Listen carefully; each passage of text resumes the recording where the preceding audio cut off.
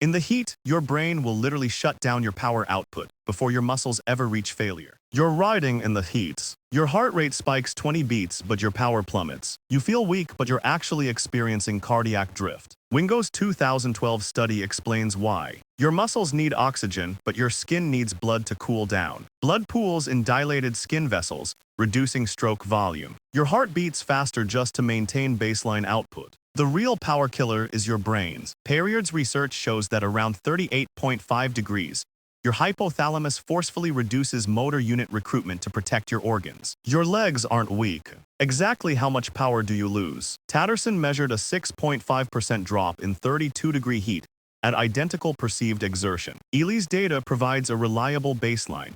Expect a 2 to 3% power loss for every 5 degrees above 20 Celsius. Then there's the double glycogen penalty. Jenkins found heat spikes adrenaline, accelerating muscle glycogen use by 25%. Simultaneously, blood diverts from your gut, dropping your ability to absorb carbs by 20%. This is where athletes make severe mistakes. They cram in heavy carb mixes, but with compromised gut blood flow, forcing down massive calories just guarantees severe cramping and nausea. To monitor this, track your heart rate to power decoupling. Divide the second half's ratio by the first half. A ratio above 1.05 means significant drift. You are overheating and you must back off. A 2025 AI study showed that machine learning can accurately predict this drift using just the first 15 minutes of ride data. You don't have to blow up unexpectedly anymore. For real-time pacing, serious riders are adopting the core body temperature monitor. This $250 wearable clips to your heart rate strap and tracks core temp live,